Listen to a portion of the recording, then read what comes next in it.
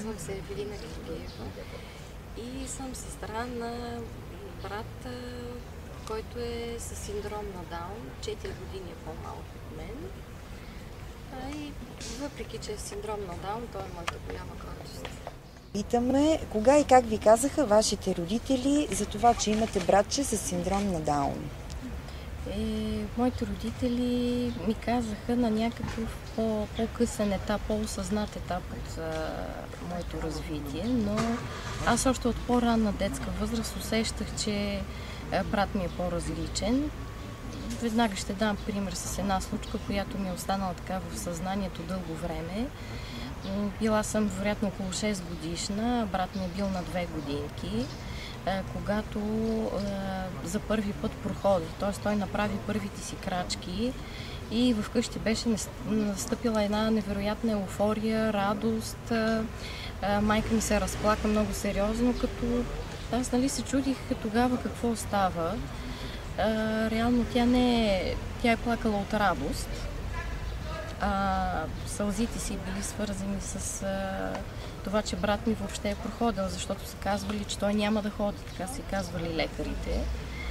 И други такива случаи имаше, в които излизахме навън да играем с други деца. Те не го разбираха какво говори, докато аз го разбирах, усещах какво иска да каже. И дори някои казвах, Ева, привиди сега какво каза брат, ти не го разбрахме.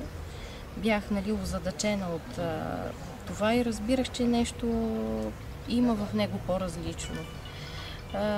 Също като сме ходили по детски площадки, излизали сме да играем и възрастни хора са се заглеждали, втренчвали са се в него, питали се мен на колко години и казвайки възрастта, не са вярвали, че е на тази възраст, защото той беше по-младолик, по-късно се развиваше от другите деца.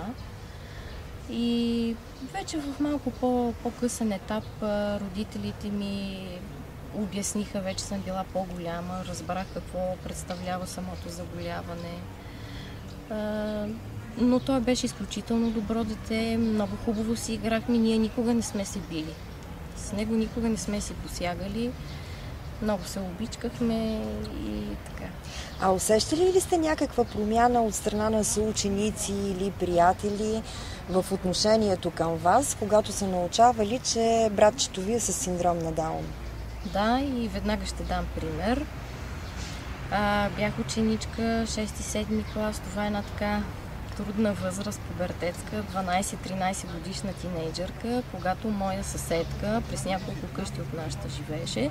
Учихме в едно училище, в един клас и тя точно реши тогава, в този момент, към 6-7 клас, така в негативна насока да настрои съучениците ми, какъв брат имам и тогава в тези така трудни социалистически времена направо бях сочена с пръст. Това беше един много тежък период за мен, свързан с подигравки, с неразбиране от страна на съучениците ми. Много тежко го изживях. Но като направя съпоставка от тези времена и сегашните, разликата е голяма. Значи в момента дори по-малките деца още от първи клас са информирани и чрез медии, чрез телевизия, чрез вестници отношението е коренно различно. Но тогава в времената на соца беше много трудно. Просто бяхме сочени с пръст.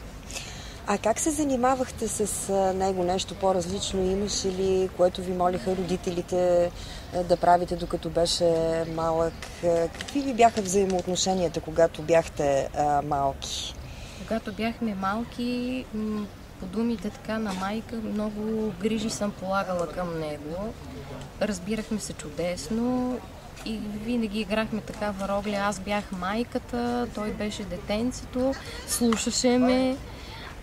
И може би затова не сме се и карали помежду си, защото беше изключително добричък и разбран. А как контактувате сега като големи и какви взаимоотношения имат?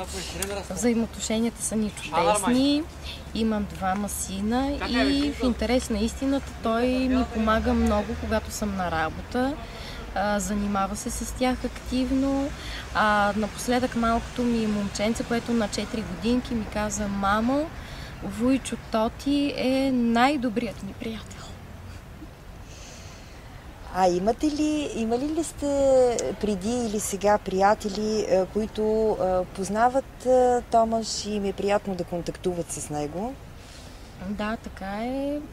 Има такива и тези приятели са даже наши кръстници. Значи с моята приятелка заедно завършихме техникума, след това университета. Идвала е, разговаряла с него. Той е много широко скорен брат ми, с чувство за хумор, с майтапите и всеки го приема много топло и радушно.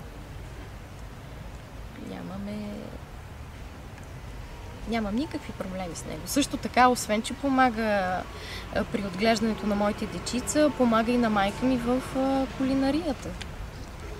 Така че една лоша дума не мога да кажа за него. Много е добричък.